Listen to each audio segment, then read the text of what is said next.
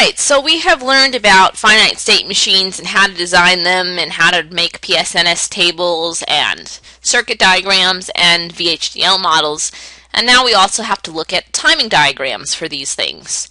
So right now we're going to look at a timing diagram and generate a state diagram based off of the timing diagram.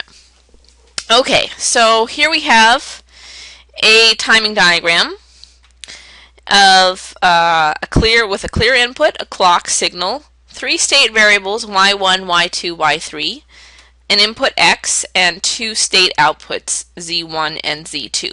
Now there's a couple things to note from this diagram. If you look very closely at y1, y2, y3, only one of them is active at a time. So here y3 is active, here y1 is active, here y2 is active, here y1 is active, etc. So this type of encoding for your states where only one state variable is active at a time is called one-hot encoding. One-hot encoding. And this is where, as I just said, only one state variable is active or high at one time. Okay, so in that case, since we have 3 state variables and only one can be active at a time, we're going to have 3 states. The 1, 0, 0, the 0, 1, 0, and the 0, 0, 1 state. Okay, now we know we have 1 input and we have 2 outputs. Now, are these outputs mealy or more outputs?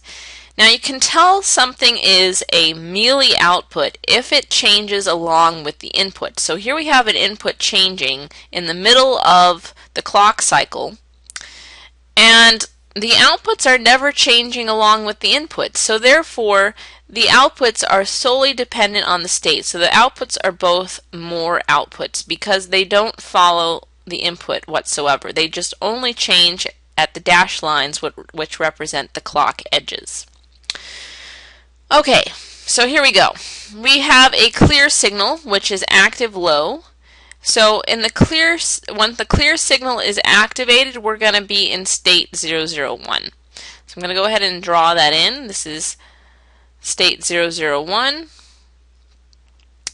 And we're going to have 2 more outputs in this state.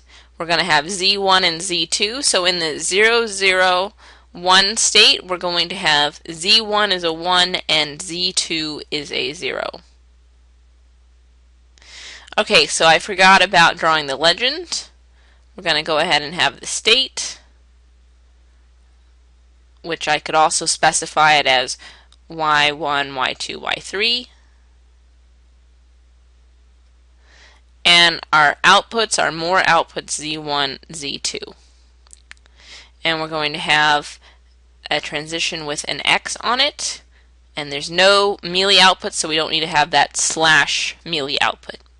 Okay, so we're going from the 001 state. We have the output of 1, 0. Now here we're looking here at before the first clock edge. We have x is 0. At the clock edge, we're going to transition to state 1, 0, 0. So here's state 1, 0, 0.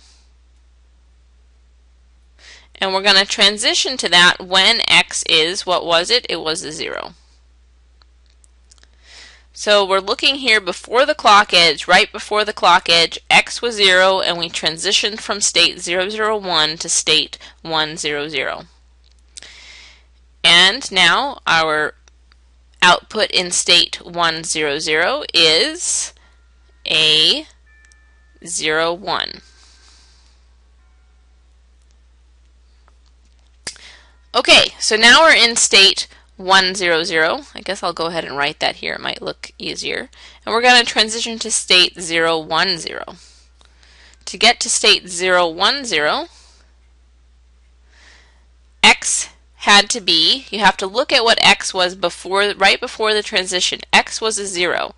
So to get from here to here, x was a 0.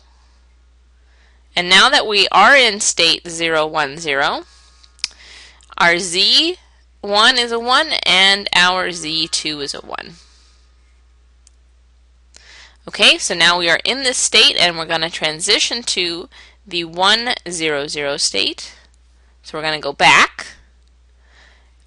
What's going to make us go back? It is the x being a 1, because we went from the 0, 1, 0 to the 1, 0, 0 when x was, as you can see here, a 1. Okay, so now we're back in 1, 0, 0. We're going to transition to 0, 0, 1.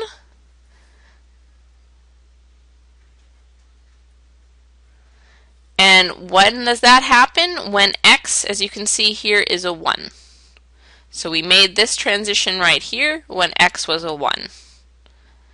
So now we've created, as you can see, we have one input x, and the 1, 0, 0 state already has 2 arrows leaving it, which means we've taken care of the x equals 0 case and the x equals 1 case. So we're done with the 1, 0, 0 state. But the other states, we still only have 1 arrow leaving them, so we have to figure out the other arrow for the other cases. So let's just continue on this timing diagram. Okay, so we're going now from 0, 0, 1, which is over here, to the 1, 0, 0, which we have already done. We've done this transition, and you can just see again that at this transition x is a 0, which made that happen. Now we're going from 1, 0, 0 to 0, 1, 0, which we've already done as well, so that's also when x is 0. We still got to find those other transitions though, so hopefully we'll get them now. 0, 1, 0 to the 0, 0, 1. 0, 1, 0 to 0, 0, 1. Oh, we got a new one. We already know that this is going to happen when x is 0 because we've already taken care of the x is 1 case, but we could also see that on the diagram. Here x is 0 to make that transition. And then we have the 0, 0, 1 to the 0, 0, 1, so it back on itself. And again, we already know what this is going to be because we already have the x equals 0 case, so this is going to be the x equals 1 case, which you see right here. And there completes our state diagram.